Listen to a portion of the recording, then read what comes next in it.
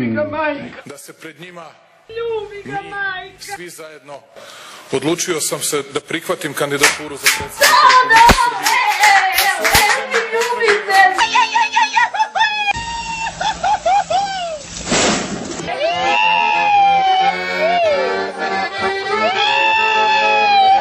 Šta ovo za vas znači? Ovo je predsjednik živi, zdravi, da peva i da kuća mu peva, da pevati, da igrati, da lumpujete. Najpošteniji vladar do sadašnji. Jako ima minimalnu penziju. Tako bi voljela da ga Vučić, kad nešto protiv njega kažu, mene duša može. Vučić je za mene super kandidat.